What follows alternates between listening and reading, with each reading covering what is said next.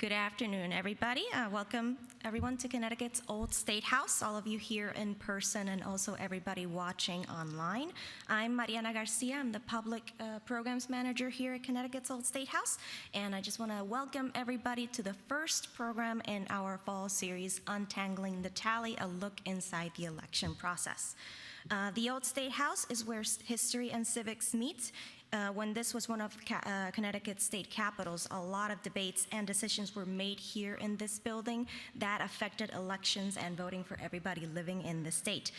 Today, the Connecticut Democracy Center at Connecticut's Old State House provides people with a lifetime pathway to active citizenship and the tools to engage in civic life and strengthen their communities. That's why we have developed this series in the lead up to the 2022 elections to take our audience into a deep dive into how modern elections work and the various ways that citizens can engage with this core system of democracy. This series aims to untangle the ins and outs of elections, the role of technology and news coverage during elections, and the challenges many electors today face in order to help build confidence in everybody's ability to participate in our government. But today's program in particular will focus on the logistics of elections and how state and local government can manage to pull such a huge event off and working together. It's an event that involves thousands of public officials and volunteers. We're also going to take a look at the security measures currently in place to protect our elections and what processes exist whenever something goes wrong. But I hope you enjoyed today's program. If you have any questions, please hold them to the very end, and I will come to you with a mic. If you are watching online, please leave all your questions in the comments. We will see them and ask them at the very end. We have four wonderful speakers here with us today, but before you meet them, I would like to introduce our moderator for today's program, Laura Smits. Who has been a member of the League of Women Voters of Connecticut since 1999, when she moved back to her home state after living in the Netherlands and upstate New York for several years. While living in Holland, she served as the president and vice president of the American Women's Club and was an editor and columnist for the organization's magazine, Tulip Talk. She served on the Board of Education in Western Connecticut from 2001 to 2005, ran for First Select Person in 2003, and served as a Registrar of Voters from 2008 to 2016. She was an active member of the Western League, serving as secretary and moderator for several election events and programs, and served as the League of Women Voters of Connecticut's service vice president from 2019 to 2021, and many, many other things. So, Laura, thank you so much for being here.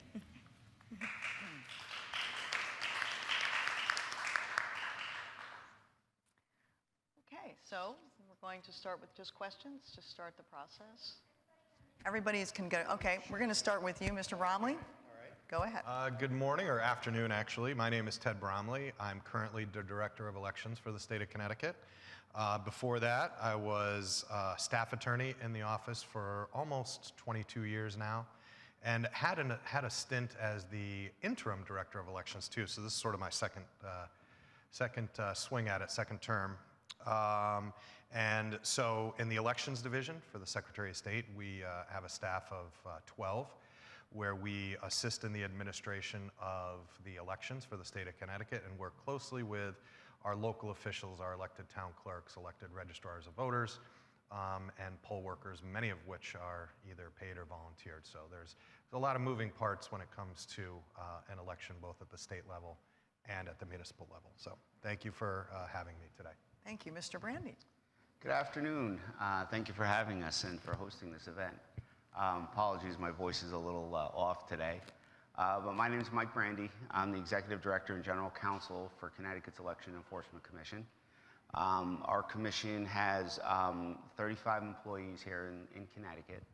Our role is basically the back end of the elections. Ted's role is the front end. Ours is the back end. We are the ones responsible for investigating and serving and prosecuting any violations of Connecticut election law.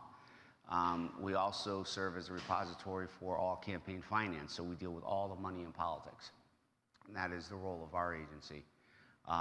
We have dedicated investigators and attorneys whose role it is every day to, one, give advice for campaign finance, and two, our enforcement unit is responsible for, again, investigating somewhere between 120 and 150 complaints on average a year related to anything from campaign finance fraud, election fraud, violations at the polling places, and a wide variety of violations under Title IX of the Connecticut General Statutes.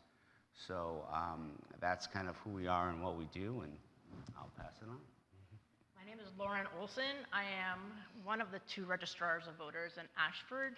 A funny story about how I got started as a registrar. I got a phone call from the registrar of my party many, many years ago, and he said, Lauren, I'm on the ballot. By law, I can't be in the polling place. Can you cover for me? I'm like, oh, I don't know. What does a registrar of voters do? He goes, don't worry about it. Real easy. Just sit there. Everything is all set for you. No problems. If I knew then what I know now, I would not have done it. But needless to say, this will be my 27th cycle as a registrar of voters. Actually, I started as deputy first, but I worked very, very closely with my registrar. He was a bigwig in the state. He kind of ran his office the way he did his state office. And so I was basically the person that did everything in the office for both parties. Very, very non-political. So I wrote down some stuff for you because there's so much that a registrar does and most people don't even know. So I want to give you an idea of what we do. So first of all, many of you don't realize that it's a non-political job. When we go into our offices, we leave our politics at the door. When somebody comes in to vote, register to vote, they need to know that the information that they're getting is true and not biased by a political party. So we leave our politics there. We work for Secretary of State's office and we follow the laws of the state of Connecticut. We are not working for parties, we are working for the voters in Connecticut. So what does a registrar do? I think most people walk into the polling place and think everything miraculously is in place, but they don't realize what goes into it. There's many, many hours and many people that get involved with taking care of preparing for an election. And not only elections, but we do primaries and hopefully only one budget referenda. Not everybody has budget referendums, but we in the small towns often have them. There are some towns that have had 4, 5, 6. When you run out of money in your budget, you can't not have a referendum. It still has to be taken care of. We register voters, hold special office hours, and assisted voter registrations, prepare the paperwork and voter lists, order ballots and memory cards, hire and train election workers, set up the polling place, and finally, we arrive at 5 a.m. on election morning with our fingers crossed and hopefully everything goes as we had planned it to go. Then finally, at the end of the night, we process all of the paperwork that we have to. We send it off to the Secretary of State's office. We work very closely with the moderator. And then we look at the clock and we hope that we are actually going to bed on the same day that we awoke. Many times we don't. There's so much more that we do. We now have to be certified as registrars. We take courses at UConn. We have the classes of SOTS, Secretary of State. We are also certified moderators, and we run we run yearly canvasses. We send letters to the voters that have moved out of our town. We hold high school voter registration drives, and we support town clerks at town meetings if votes need to be taken.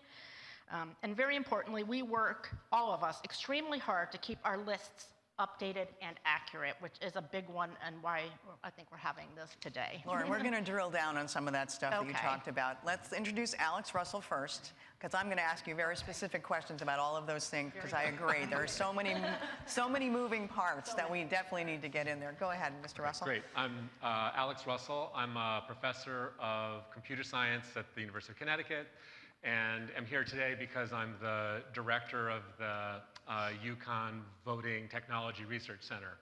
So that's an academic center that works closely with the Secretary of State's office. Our major responsibility and obligation is to make recommendations about cybersecurity and specifically about the security of election equipment to the Secretary of State's office. However, over the 10 or 15 years that we've been working with the Secretary of State's office, our purview has really enlarged. And one of our major annual activities now is to work with the Secretary of State's office to design and carry out the election auditing that we do here in Connecticut. Hopefully I'll have a chance during the panel to read you my call to arms about why auditing is so important, and suggest that you chase your local senators to get them to push for more auditing. Okay, thank you very much. Okay, I think we're going to start, what I was thinking about doing was starting with, from the voter's perspective. The first thing a voter does in Connecticut is register to vote. We hope, we pray. That's what we work on, the League of Women Voters, to empower voters so that they have the information so that they can go out and vote. Lauren, when they vote, what are the rules in Connecticut for voting? And a lot of times, I, as a former registrar, used to get, well, how do you know that people are citizens? How do you know that they're who they say they are? So tell us, when people vote, when people register, where does that information come from? What's required of them? And just tell us the process so that people know where the databases are and what the cross-checks are. So the information comes from many places. Some of it comes from the DMV. When you register to vote, you're asked whether you want to register to vote. I think they changed it now. I think that you have to opt out, otherwise they register you to vote. And so we do get some duplicates on that, but we take care of it and don't allow duplicate voters. Some of it comes from the Secretary of State's office. As somebody moves from one town and registers in another town, they have a program that tracks all of that. So then we see it, we remove those people, and we send them a letter letting them know, hey, you used to be registered in Ashford. You registered in Newtown. We're taking you off. If this is an error, please contact us. Because you can only be registered in one place at one time. One place vote. at That's one kind of how that time. works, right? And so for me, it's 2 hours a week. I go into the office and I go onto the computer and I process with my counterpart all the voter registration cards that come in. Some people come into the office to register to vote, but it's very, very few.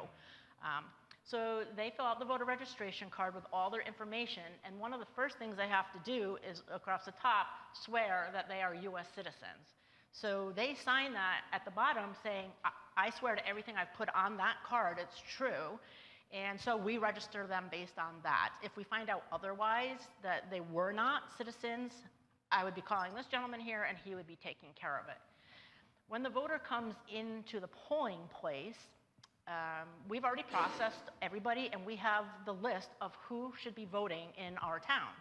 So we have a very well-trained official checker. The first person that you see, she's going to ask you, what street do you live on? What is your name? Find that person on the list, and before they cross them off, they check the voter ID. They check the person's ID. It can be a driver's license. I've trained my official checker, don't say driver's license, because it's not always a driver's license. It could be a credit card that's signed on the back. It could be your social security card. It could be a whole bunch of things, a pre-printed letter, or the letter that I send you after you're registered. All that works as proof that you are a registered voter. That person only checks off people that can provide that information. Otherwise, they are not allowed to vote unless they go over to Election Day registration, and then it's a much harder process for them to go through to be able to vote. Right, Connecticut does have Election Day registration. Yes. Not everybody's aware of that. Right. And also we have an online registration system. Right, we have so people online. can register online, which is a lot more, very quick. Right. The information goes right back to the registrar. They pull it in, same process. Right. And you can also register just using the last 4 digits of your social security Right. number. Same process, but it is double checked within databases that are pretty secure in themselves. These are government databases that are Right. used. And also, let me ask you another question. So when you have the folks coming in, when you have checkers in your polling station, they're from both parties, correct? We only have one checker in You're our a small party. town, right. We're a small town, and But in the cities, they do have polling workers from both parties Okay. working together.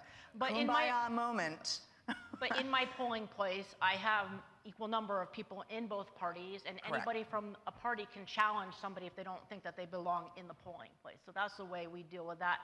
And I'll tell you that if I have a checker that can't handle the job, that checker's never hired again. It's the most important job that we have, I think, in the polling place, is making sure the proper people are being crossed off. Right, because the end of the night, that list of voters has to match that number on that tabulator. Let's get through the line a little bit more. Yeah, sure, go ahead. I think, in addition to everything that was said, I think that when people ask about the security or the accuracy of our lists. I think the other things that are sort of left unsaid about Connecticut or New England, for that matter, is that we are very decentralized. You go to Midwestern states, southern states, where they have county forms of government. The Los Angeles County in California is bigger or about the same size as Connecticut itself.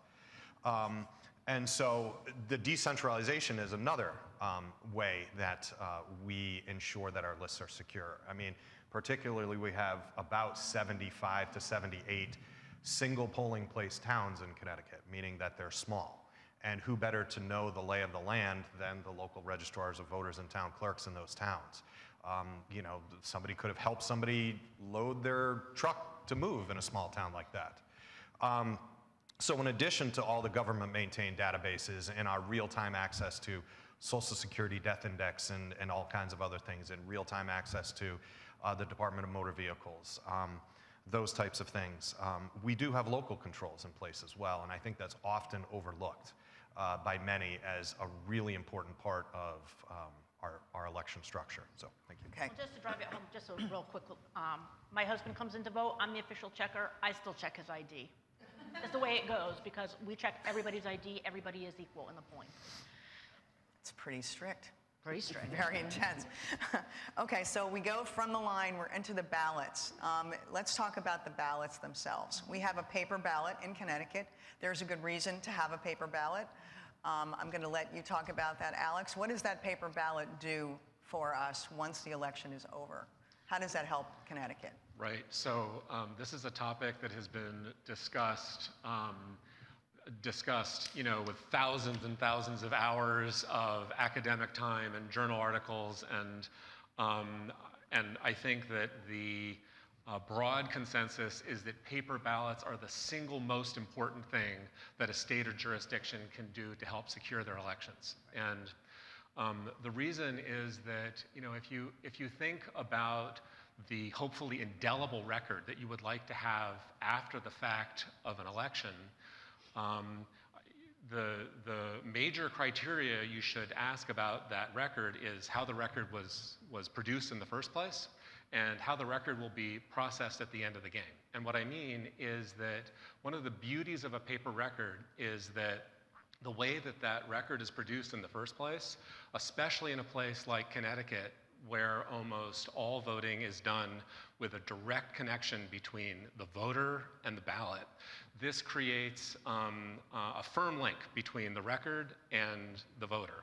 At the end of the day, also, when ballots are used for auditing or double checking, any of these purposes that are so important, the ballot also has the luxury that it's easy for a human to interpret. A human can pick up a ballot, they can look at it, they can read the votes off the ballot, which is very different, for example, from some electronic artifact that may be left over from an election. And then finally, you know, one of the great virtues of a paper audit trail is that humans have a long history of understanding how to maintain and store paper ballots. And while that may seem like a kind of uninteresting thing to focus on, the disparity with electronic records is really significant here.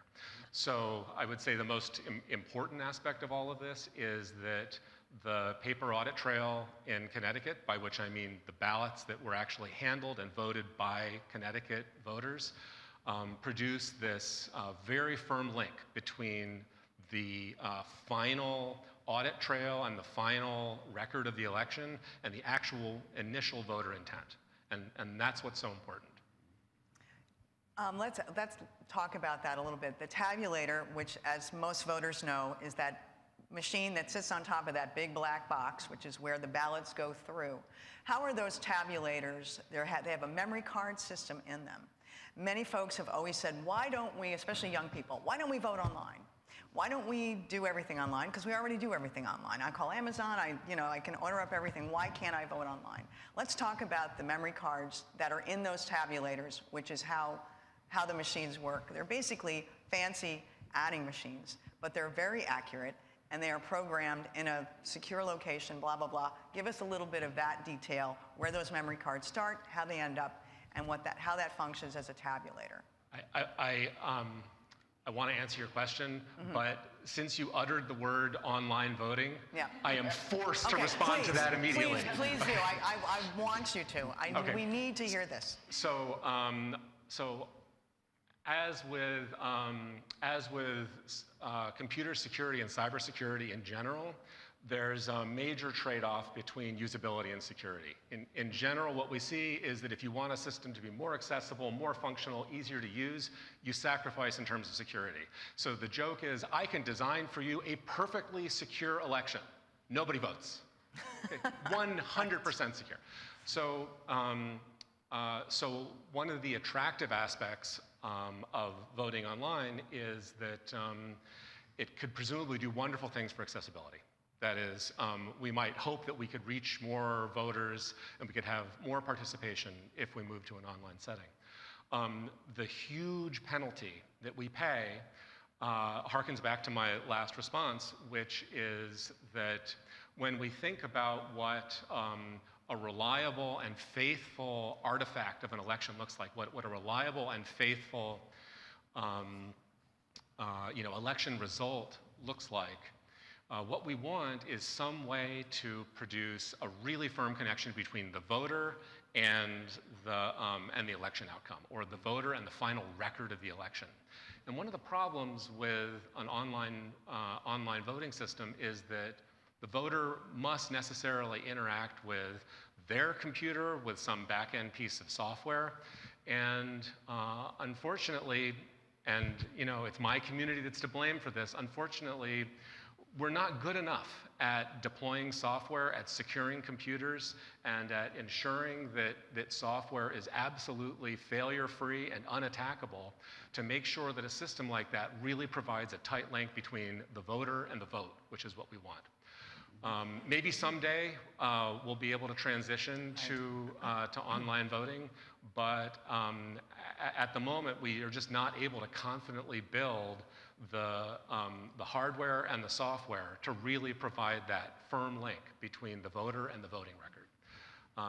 Then you asked, oh, sorry. I have to chime in because I think it is, when we have this conversation, and by the way, completely rely on the University of Connecticut's expertise. One of the things that people always bring up to us is, well, I can walk up to any ATM and I can do my banking, and that seems to be secure enough. And you always have told us that, and not speaking for any bank here, but they build in contingencies. They build in fraud funds to cover any hacking or anything. So although we say, why can't we do that? There is a built-in expectation that something will happen.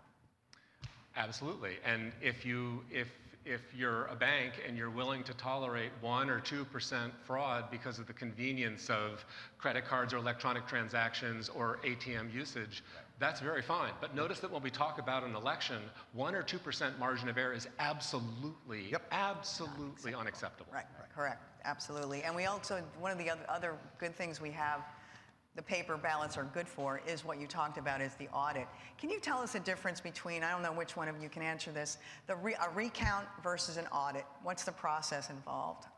Audit, in my opinion, as a registrar, we're physically counting those ballots, just like you see in Florida, no hanging chads, but you are looking at those ballots to see what they say. A recount, however, is done how? Sure, so I think, Alex, you and I can sort of answer this. So the real difference, so a recount, there's an automatic automatic in statute, there's an automatic threshold. If a race is a number of votes or a certain percentage between the winner and loser, there is automatically a recount, or what is called in our statute a recanvass. That is a complete recount of all ballots cast, whether it be ballots that were run through our tabulators, hand-counted ballots, absentee ballots, election day registration ballots, et cetera, et cetera. So it is a complete recount of all of the votes cast to see if that close vote is accurate so that we can determine a winner. But for an audit, it is different in that, and I know if you want to go down risk limiting, because I know that's... Well, I'm just going to have Lauren tell us what an audit is. Oh, sure. From a the person who actually has to get those people together to count those ballots. Well, I will say that on both a recanvass and an audit, I try to use the exact same poll workers who were at the polling place. Sometimes I can't, but also, especially with a recanvass, we try to run it as exactly like the election. We check all of the paperwork, making sure the IDs on the, I can't think of the word for it, everything gets locked up in a bag and it has a serial number on the bag, and we put all that information onto the new paper, and then we put all the, we just run it like an election. We count, everybody looks at at a ballot and goes through, and we say, this one looks like it can be counted, this one doesn't, and then the ones that we think could be put through the tabulator, we put them through the tabulator. The ones that we don't think the tabulator could have read right, we'll count by hand. The last time I did a recanvass, we did 2 of those. Only 2 of them were re-questioned, and I think that they were read by the tabulator because our results stayed exactly the same. For an audit, it's slightly different because they tell us what races they want us to check, and so we bring in the people and we hand look at every single race in that, and we hand tally it. But still, we do all the same paperwork. We make sure that the ballots had not been opened by anybody, I actually don't mind doing audits. Ashford barely gets chosen. Don't pick me now, though. And I've done a ton of recanvass coming from a small town. Municipal elections very often, it's a difference of 5 voters, 5 votes. So Because of the ballots, once they're counted by the tabulator, the ballot boxes are emptied, and they're put in boxes that have seals on them and serials numbers. There's a moderator's report that has all of these things that have to be, everything has to be documented. And the moderator's report is overseen by the moderator and a Democrat and a Republican. Correct. The 3 of them work together. So there's not going to be any fraud, because if I saw the other party doing fraud, I would, again, not stay silent. And you would call Mr. Brandi and say, Yes, hey! I would call, yes. So there are 3 eyes looking at everything, making sure that we write down the seal numbers properly, and all the numbers, when we read the results, are tallied properly. Right. Okay, go ahead. And one perhaps final interesting distinction here is that in an audit, typically what we're trying to do is to ensure that the tabulator worked correctly. And so the name of the game is to examine a corpus of ballots and make sure that the tally computed there is close or identical to the tally computed by the tabulator. And in contrast, in a recount, in a sense, what the tabulators came up with is now irrelevant. We're actually trying to completely recount the election, and so the distinction here, from our perspective, is that in a recount, voter intent is very important. Right? So if I have a ballot and there's a bubble that's empty, but the voter put a pointer to, drew a pointer to it and said, "Yes, I want Alex Russell," during a recount, you might very well count that as a vote. During an audit, you would not. That is, if the voting machine did not see the empty bubble, which is good, then everything is as it should be. So, it's a small distinction. I'm going to talk to you, Mr. Brandi, since we're talking about a word I hate to use, but everybody uses it, the voter fraud question. What kind of complaints do you see? And this is after the fact, correct? I know that your agency has a bunch of different departments that help candidates with their paperwork, all that kind of thing. Can you kind of just go through what it is that you're seeing? Have things increased? Have complaints increased? What kind of complaints do you get? And how much of this is just made up in the media and the narrative that people want to hear, as opposed to what really goes on the ground in Connecticut? So it's a great question. Real voter fraud, the numbers that we see are very small. I mean, our election systems are secure. That's not to say that some people may not try to get around, the law and the systems that we have in place, and that's what we're there for. We investigate every claim that comes to us. The vast majority are either mistake or just frivolous complaints. And unfortunately, from 2018 and 2020, we saw an onslaught, really, of frivolous complaints. The famous, satellite is beaming down to change the votes in the tabulator kind of complaints. But as I always say to people, we deal with facts and data. We will investigate every single complaint that comes in the door that's within Title IX. And our job is to basically pull apart every allegation and get to the facts. And that's what we do. And it takes us sometimes a little bit of time to do that. And sometimes there are cases that are legitimate, and sometimes there's cases that are absolutely frivolous. In the 2020 elections, I think we had about 1.8 million votes that were cast. And we probably have about 10 cases of legitimate people trying to scheme the system. 10 out of? 10 out of 1.8 million votes Wow. cast. Our system is secure, and that's the message we have to get out there. You have election workers from your local elections officials all the way to your state officials that are working extremely hard to make sure that the security is there. And it is. We have a very decentralized system. And you know, in every city and town in the state of Connecticut, people are working overtime to make sure that any allegations of voter fraud are forwarded to us. We have lots of eyes and ears out there, and we dispose of those cases as quickly as we can. We have had cases like we just had a verdict a few weeks ago in a case that was a municipal election in Stamford. And this is a case that unfortunately was a scheme. And it resulted in a conviction of an individual on 28 counts of both absentee ballot fraud and forgery. And we do have those cases every now and then. But the vast majority of people are honest. And they're casting their votes. They're not doing anything to subvert the system. And the allegations that are constantly out there about electronic systems, we have lots of complaints where people are alleging that our tabulators are being infected by outside forces. Well, we know for a fact to start off, they can't be because they're not connected to anything. Correct. And so we start with that premise, and then we work backwards to show that the allegations are simply, there's no merit to them. But we do take the time with every single case because we want to make sure that we have it right. And our commission is very dedicated to that work. But the biggest message that I can give to anybody watching today is that our system is secure. All the people up here are doing their jobs to make sure your system is secure. And we need to stop this just blanketing on social media of all of these allegations that just simply have no merit. There's no basis in them. And if you want to see what these cases look like, come to our website. We post all our commission decisions.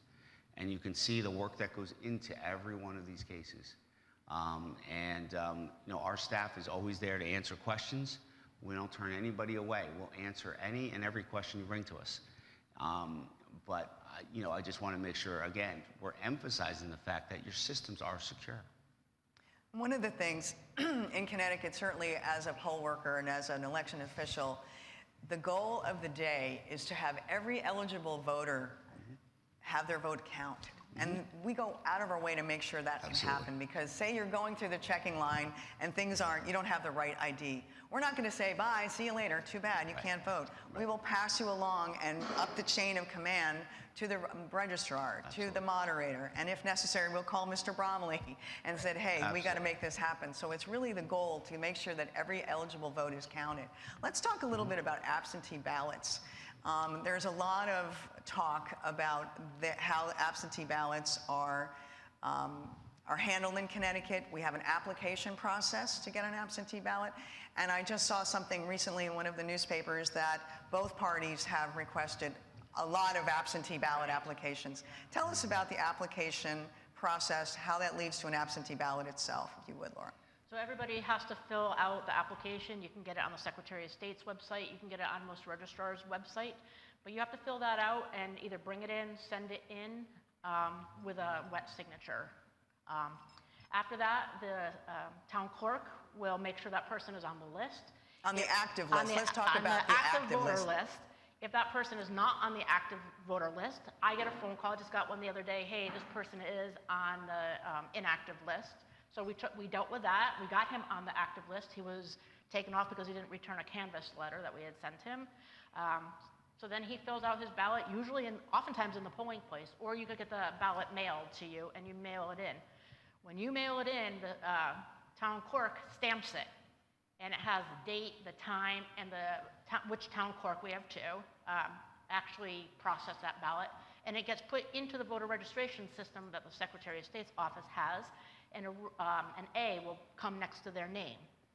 On the master list. On the master list. Yes. The day before the election, two registrars, one from each party or their designee, goes into the town clerk's office and goes through every single one of the absentee ballots that came in and compares it to the list to make sure that A is on the list. If we came across two ballots, we would be calling Ted, and then we would be calling the SEEC. It's never happened in my town. But after the two registrars check it, and then any ones that came in after the town clerk couldn't process it through the system, they will put the red A on the official list. The official list gets locked back up in our office, and all the ballots get locked back up by the town clerk. On election day, the town clerk brings it over to the polling place. I happen to be in the polling place because I put somebody else in our office. And the envelopes are still sealed. They're still sealed. They are in alphabetical order or by order of the official list. We sign an affidavit saying we received the number of applications that we had previously confirmed that we had. And then for the counting of the ballots, we have two people count, one from each party. They go through the process. They check, make sure everyone is crossed off the list. Then they make sure everybody has signed their ballots, their envelopes, excuse me. They do not sign the ballots, they sign the envelopes. And they go through that process, and both have to agree.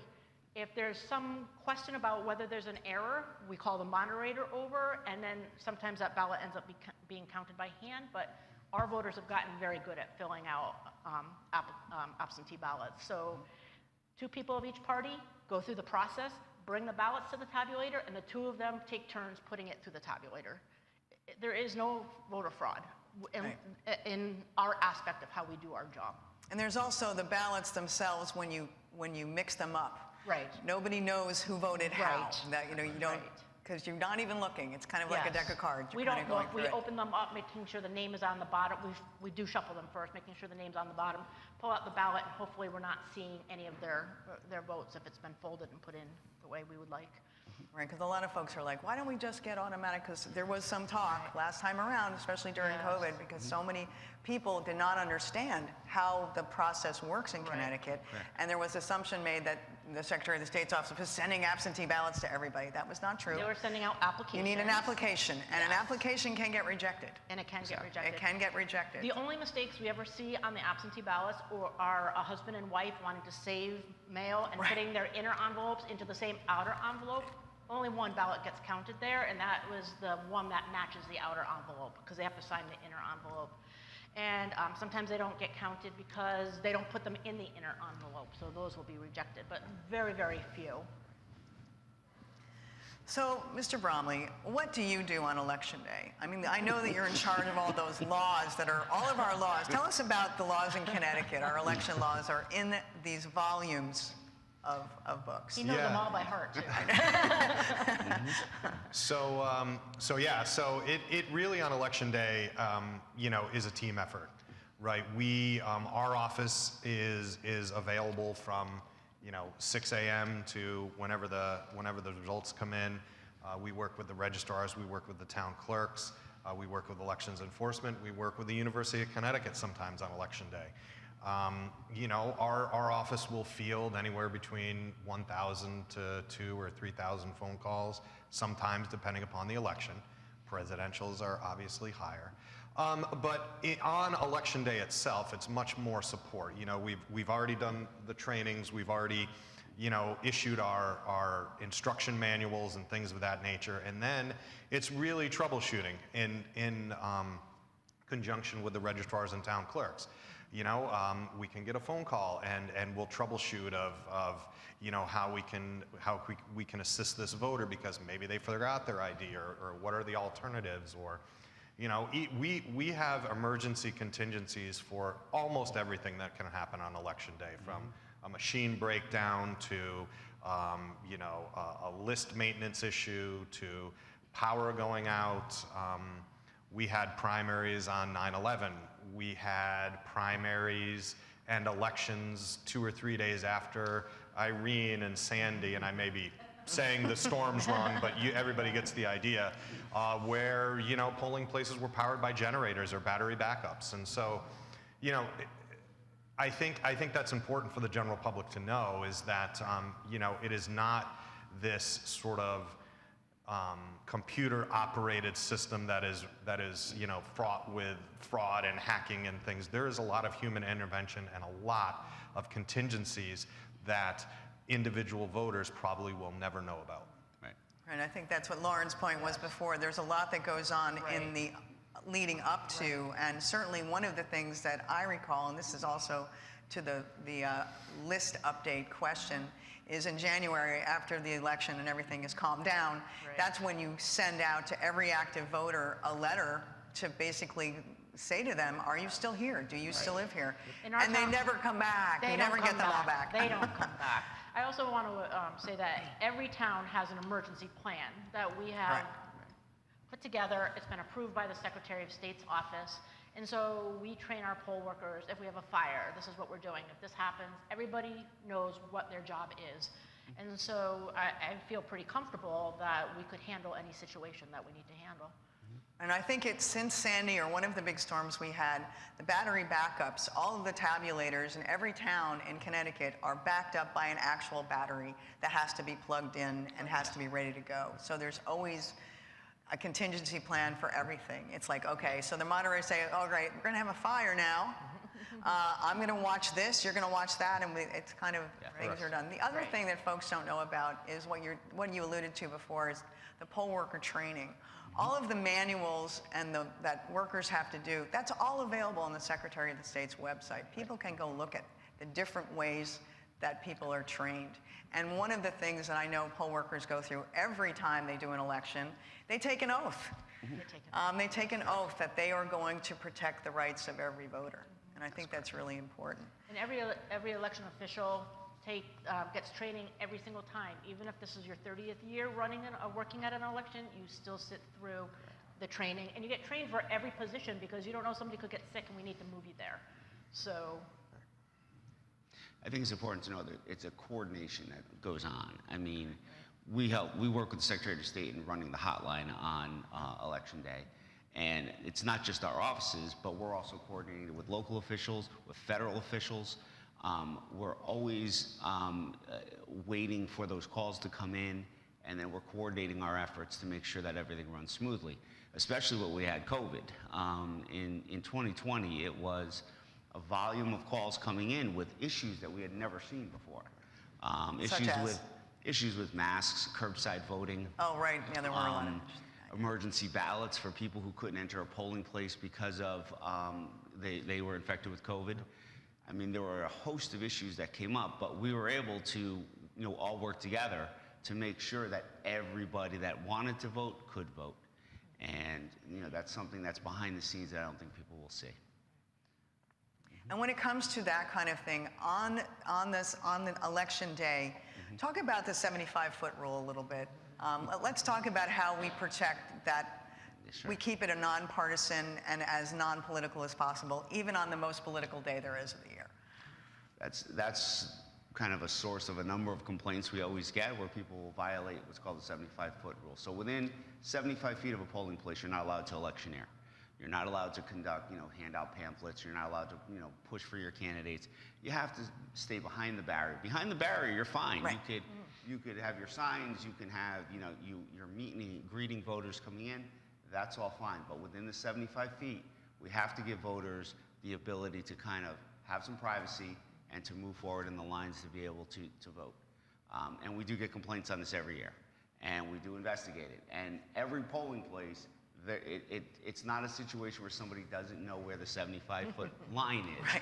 There are big red markers that get put up outside of polling places, so everybody knows the rules and needs to abide by the rules. But we do get complaints on that every year, that somebody is doing something within the 75 feet that they shouldn't. But there are a couple of small exceptions. We do allow bake sales from PTAs. The bake sale is a very important part of the day. Girl Scouts selling cookies inside there. But other than those, there's very few exceptions to allow people to be close to the polling place, closer than 75 feet. A lot of passion on that day. Absolutely. We definitely rely on those baked goods Yes. during the day to keep us Keeps us all busy. going. So I'm going to go, each one of you can give the answer to this question. How have elections changed during your career? Certainly I know they have in the past few years, but what's the overall change that you see? Yeah, so I think just a couple of things. I'll be brief. So when I originally came in, as I said in the beginning, 22 years ago, we had the lever voting machines, which you could literally hit with a car and they'd still work. You know, less than or around 1% of people voted by absentee ballot. So now the changes obviously are, you know, some of it's federal mandated, some of it's not, you know, in terms of better use of technology. But I also think, to talk about the other side of the coin, is that I think that certainly it's gotten more contentious, more finger pointing, and things of that nature, where, you know, an election we may have 10, 15 years ago maybe gotten, you know, sued for ballot access or something like that. The state often does, maybe once or twice in an election year, and I think we're up to 7 now for this election cycle in and of itself. So I think that the contentious nature of things, and maybe to go out on a limb, some civility has changed, as I would say. That's a good point. That's exactly what I was going to say, is the civility has changed. People could disagree on issues, and they're all members of the same community, and they would get along together. Now we're seeing a lot more finger pointing. The civility is gone, and not just with the political parties against each other, but unfortunately we're seeing elections officials being targeted, and we're seeing local officials being challenged. And it's not just here in Connecticut, but it's nationwide. And unfortunately, a lot of really amazing elections officials have retired or moved on because the incivility and the threats that are going on out there are just too much to handle. And I think that's the biggest thing I've seen that has changed in the last, you know, half dozen years, is just that people forget we're all members of the same community. And, you know, you're going to see your neighbors at the grocery store, and the level of polarization in the parties and the amount of I would say, just incivility with regard to election workers is just gone through the roof. Lauren? One of my favorite things about what's changed is the fact that it's much easier to register to vote. And I think the easier we make it for people, the better it is. There are a lot of registrars who don't care for EDR. I do like EDR. I do think there are some ways that we could possibly change it to make it better so that it's easier for small towns and not as expensive. That's for another day, but I love the fact that you could go to the DMV, or you can go to a library, or you can go online and register to vote, and that is just so important. A lot of people think that because we have all these new ways, maybe we shouldn't have EDR, but my kids went to college. They lived in a different apartment every single year that they were in college. They didn't necessarily remember that they had to change their address with their voter registration. So I think the access of allowing people to vote, the access of allowing people to registrar is fantastic. And also, again, being able to get and keep poll workers, because first of all, it's a very, very long day, extremely long day. We do pay them in our town, we do give them dinner, but the hatred that a lot of these poll workers face when voters come in. We have a guy that comes in with a gun on his hip, and he's always sure to pull his jacket aside so they know that here's this guy with a, you know, well, that would happen during the pandemic, but, you know, things like that. So it's nerve-wracking for poll workers, so it's hard to find and keep good poll workers. That's a good point. Yeah. Now, from our perspective, definitely the largest change that we've seen in the lab is just the inclusion and dependence on technology. You know, there's been a huge change in the last 20 years, and I have to say, Connecticut's response to that, I think, has been amazing, and I think should serve as an example for most of the rest of the United States. So the Secretary of State's office amazingly and uniquely decided that they were going to get out ahead of the use of technology elections, and you know, they have worked with us year in and year out, and you know, I think they should really be lauded for that. And I think it's easy for us to sort of like forget inside the system what a unique response the Secretary of State in Connecticut's office had to technology. But with some of that technology, I wish that we told the public more about it, because I vote using that technology. It's open for anybody to use. Anybody can use it. It's very easy, but we don't happen to have anybody that needs those systems, but we still pay for them, we still put them up. You're talking about the IVS The machine. IVS system. Yeah, the explain what that interactive is. voter. Explain what that is a little bit, if you would, Lauren. So 'Cause that not everybody is knows. it's a ballot marking system. So it is a little computer where you can either listen to the ballot, it's read to you, and you have headphones and you have a keypad, you can vote that way, or you can fill in your ballot that way, or it's a touch screen. It's not connected to anything except for a printer. So you do your ballot, you print out your ballot, you have the secrecy to take it over to the tabulator and put it in yourself. It's just a ballot marking system.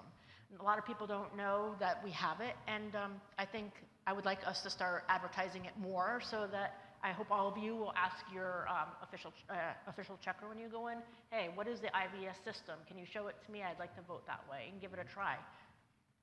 So. Okay, great. I think we're going to go to the audience now. Ariana, there are some questions in the audience. Let's see. If anybody has any questions, just raise your hand and I'll bring the mic over to you.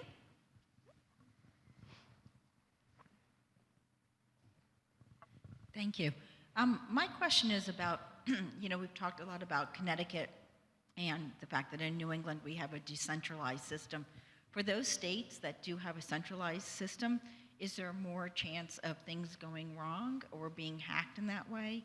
And how do they prevent against that? I'm going to hand that over to you guys.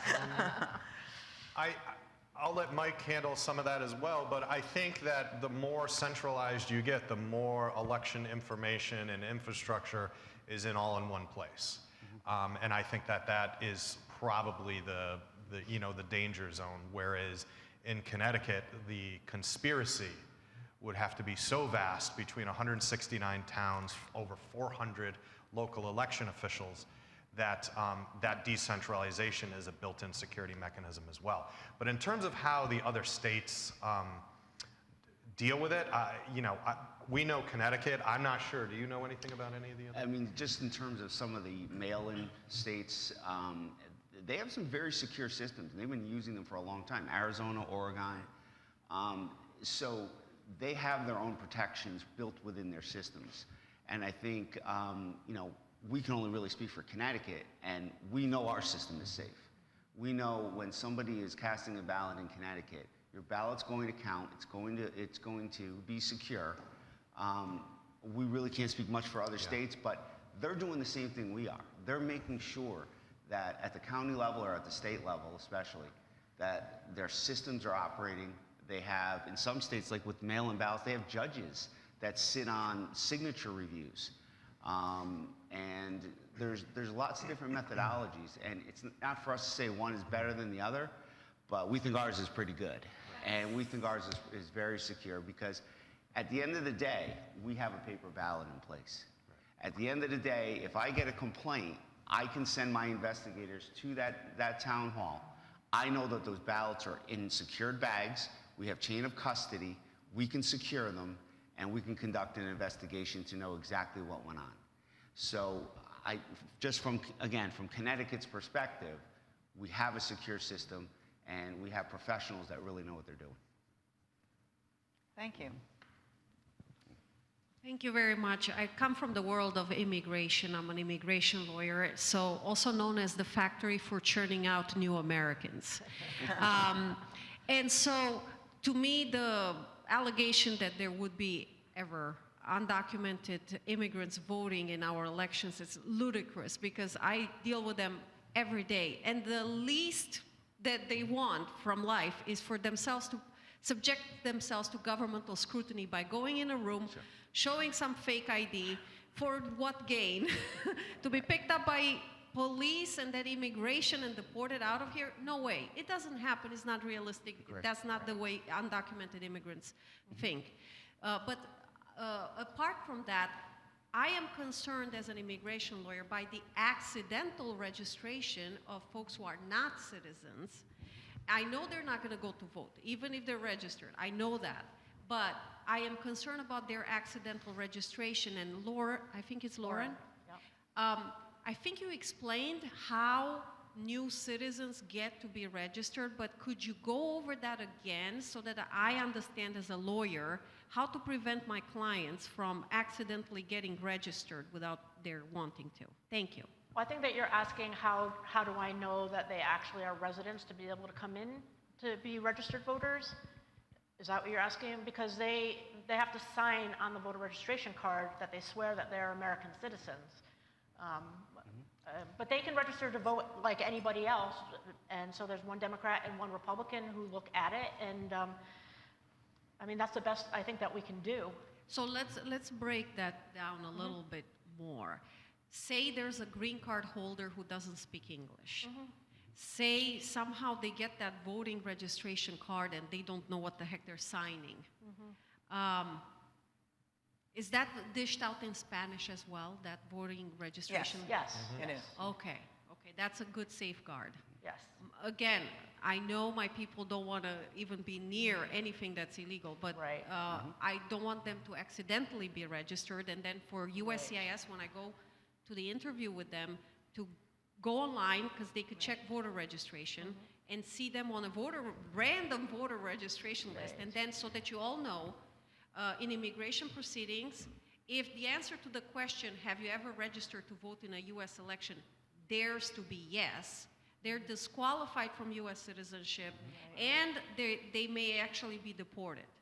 It's a very serious offense, and I know my peeps don't want to do it on an intentional basis, and that's why I'm here to figure out how we manage to keep them from accidentally, or the system from accidentally. Well, the system will, I mean, if they have to have a valid social, they have to have a valid DMV, so some of that stuff's been double checked already. And I don't think registrars are going to start asking people, hey, are you illegal? I mean, I would never do that to somebody. So we have to trust that they're honest about what it is, and if we find out otherwise, then we call TED or SEC and go that way. So it's all about that affirmation, I am a citizen. It's all about that, yes? Right, I think maybe let me try to unwrap it a little bit. So I think that there's two things that I think would be helpful. The first is that one of the biggest trigger points that I think we find with this issue where we receive the most inquiry is with DMV, where an individual is going to either get a driver's license or an ID. Those databases at DMV are separate. So we go to great lengths to make sure we're only communicating with the database where verification of U.S. citizenship has been, because DMV does real ID now. However, that's one where somebody is clicking buttons to get a driver's license or an ID, and one of the questions at the outset is, would you like to register to vote, right? So that has to be no, depending upon the situation. I don't know all the ins and outs of the decision tree in the DMV system, but that's one. And the other thing is that I think very important, because you asked about Spanish, is that last year we actually purchased for the entire state a translation service that does 250 different languages. And it's a phone number that either the town clerk or the poll workers on election day can call, and they can tell the individual on the phone what language they need, and then it can either be a video conference if they have that, or it can just be a simple telephone call where the individual will translate in whatever particular language is chosen. But I think a lot of the inquiries we get about the non-residents or the non-citizens is through the DMV process. So that may be a trigger point to sort of focus on. Okay, my next alert to my clients, watch out what you pick on the DMV Yes. Yes. list. Yeah. Okay, Yep. thank you. You're welcome. And a lot of this also is education. We try to get information out there to make sure it's clear as to what people are allowed to do in the election system. Correct. So, and that's a never-ending process of trying to make sure that people understand all the ins and outs of our election system. And we do get cases now and then from people who have tried to register to vote, but they're not citizens. And we deal with those relatively pretty nicely. We understand people make mistakes, and our commission is very reasonable when it comes to cases like that, and we'll be able to issue a decision, which hopefully you could use in your settings as well if someone did it by mistake. And are you able to remove their names from the public registration? Yeah, we have the power to remove names from the registry lists. Okay. Any other questions? I do want to point out, while we have a second, that there is a question on the ballot this year. Connecticut is the dubious honor of being one of only 4 states that does not have early voting. Correct. And voters can change that this year. The question on the ballot is very specific. We tried this once in 2014, and there was a long paragraph. This is one question, and it's, shall the Constitution, we have to amend our Constitution. Whose fault is that?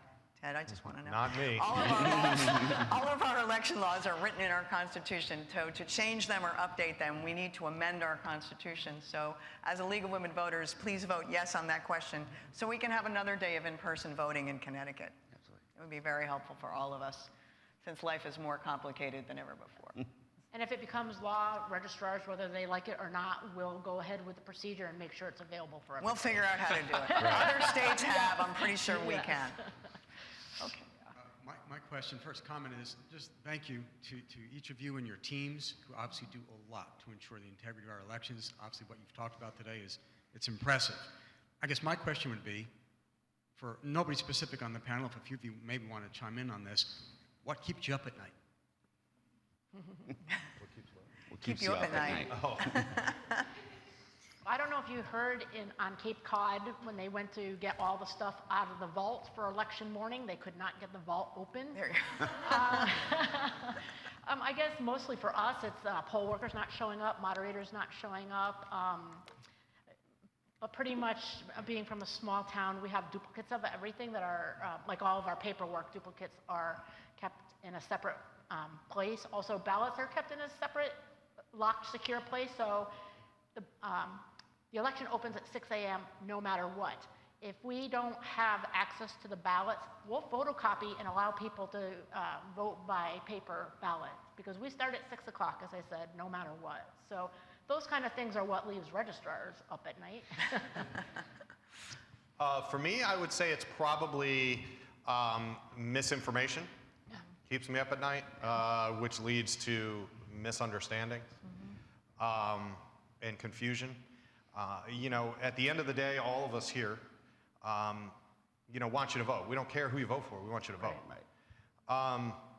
And the fact that people out there would find it necessary to say, oh, the election day has been changed, Yeah. or the polls are now closed, or things of that nature, which would prevent maybe their neighbor or their best friend from voting, just does keep me up at night. I would agree with Ted. Those are the issues that we were concerned with too. We've had things in the past, like people have called us and said that they've been told that warrant checks are being done at polling places. And these are voter suppression methods that are, you know, used all over the country. Or phone calls that Democrats vote on Thursday and not on Tuesday.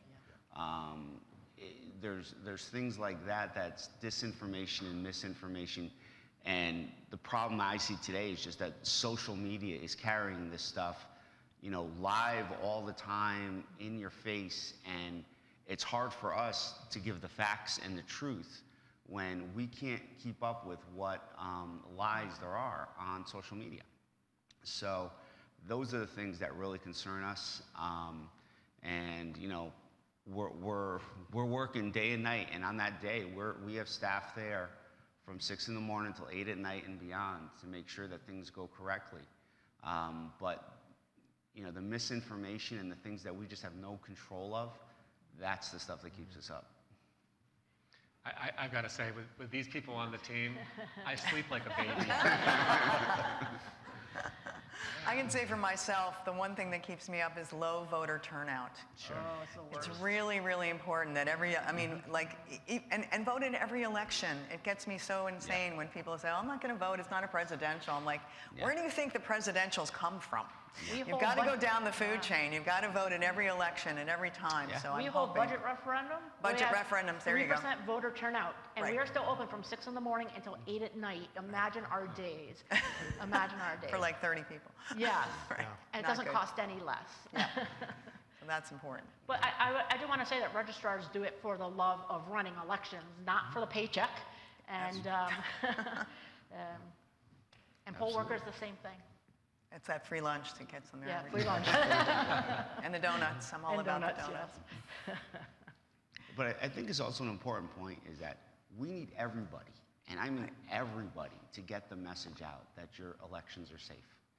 The only way we're going to get voter turnout increased, the only way that we're going to combat the misinformation is for everybody to be involved. And we preach this all the time, whether we're at the town clerk's convention, the registrar's convention. We need everybody involved. And it goes down to your local high school classes. Civics is now required. Well, we want everybody to know that voting is such a critical part of our democracy, and everybody has to be part of it and make sure you're out there and, encouraging people to vote and showing that our system does work. Definitely. And know your trusted sources, right? That was Yeah. a big moniker in 2020. The Secretary of State, our website has a bunch of information about voting, handbooks, training materials, everything. Mr. Brandi's website, Elections Enforcement, has a boatload of information. If you have questions about voting machines, the Voter Center website has all kinds of reports and things about the security of our voting machines, and the local town websites, the registrars, town clerks. If you're getting your information from some obscure website, you might want to come back to ours, where Facts the matter. information is going to be accurate. Right. Yeah, I always tell people to drill down on that source. When people come up and say, well, I heard this on the internet, and I said, well, where?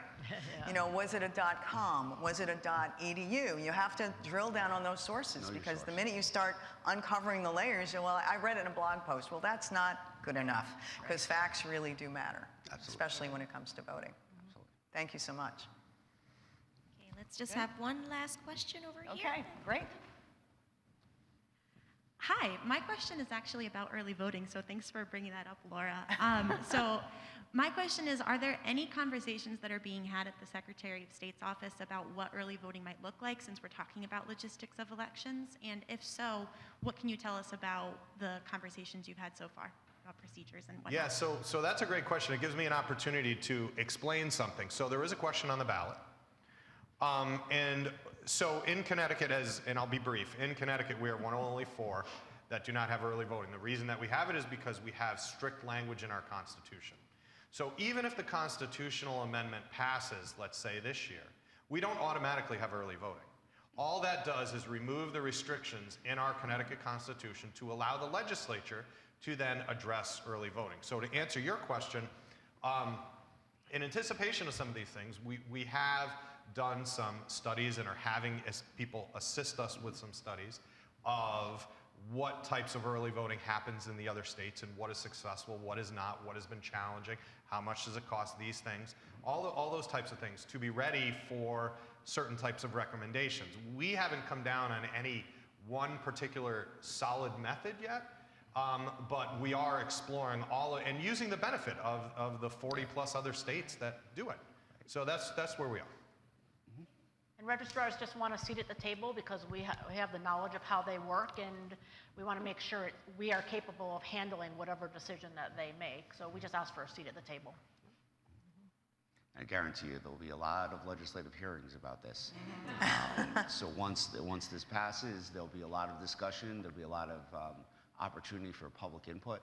So it's going to be an interesting process going forward. And that's where the legislatures that you elect come into play as well. Absolutely. They're all connected. Thank you. Thank you very much. All right, thank you so much, Laura Laura, and all of our speakers. And everybody, thank you so much for coming down today and listening to our program.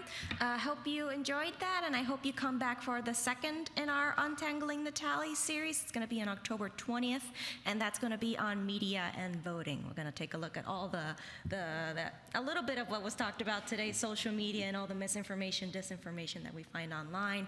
And yeah, I hope to see you then, and hope you have a wonderful rest of your day. Thank you.